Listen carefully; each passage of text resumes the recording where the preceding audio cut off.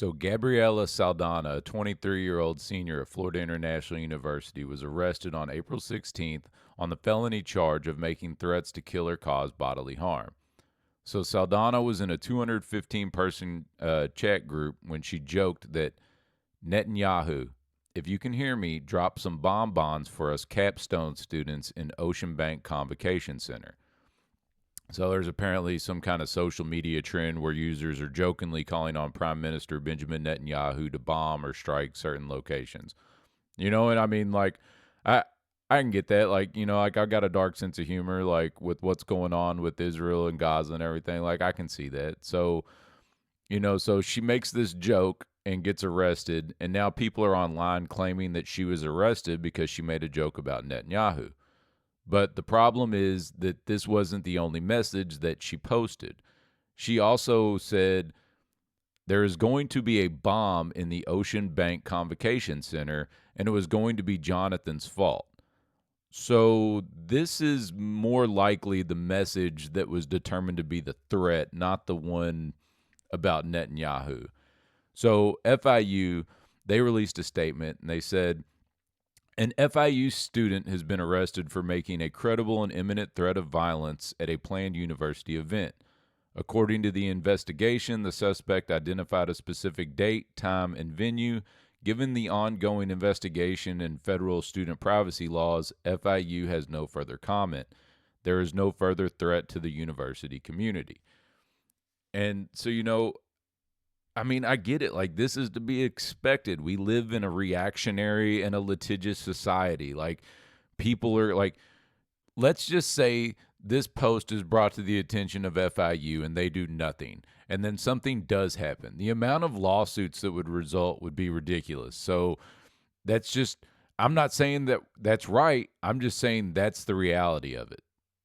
It was a stupid post, and we've seen this over and over again where people have made posts before and they get arrested. Like there was the Joe Lapari guy in 2009, and he was arrested after using the quote from Fight Club, where Edward Norton's talking about going around the office, shooting up the office. And this dude, Lapari, he basically took that quote and kind of changed it to where it was like him going to the Apple iPhone store and doing the same thing. I guess he was having some issues with Apple or whatever. But so he made this post online as a joke, and then the next thing he knows, he gets arrested. So, I mean, we've seen this. And I get, like, I've also seen other reports. Like, I didn't see that. I've looked for the text thread. I couldn't find it. But, I saw a report that said in the actual group chat that Saldana was in, she says that was a joke because I guess somebody said something to her about it, like, hey, like, that could be seen as a threat. And she said, well, it's a joke. Clearly, I'm not going to do that. But I mean, she's old enough to know better. You know what I mean? Like, she should not be posting anything that could be conceived as a threat online. And I think people understand that. But my biggest problem with this is that there's actual examples of the Israel lobby threatening our free speech. So when you point to a case like Saldana's, it diminishes the argument. I've talked about the real threat against free speech coming from the International Holocaust Remembrance Alliance and their working definition of anti-Semitism, and we're seeing this implemented in certain state governments. You know what I mean? Like actual legislation putting restrictions on people's speech. And we've seen billionaire Shlomo Kramer going on CNBC saying that, hey, like it's time for the First Amendment to be reconsidered and we need to restrict people's speech.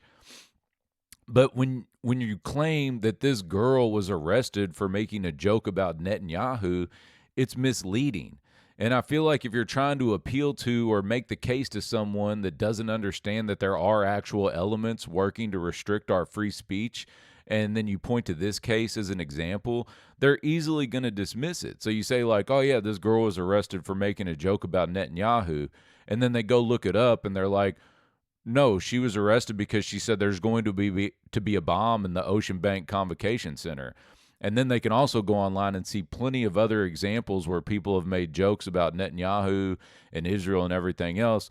And they say, oh, look, all these people are making jokes and they're not being arrested. So it's just, it diminishes the argument, and it doesn't really like help make the case. So I just don't like it when people point to things that don't really represent that.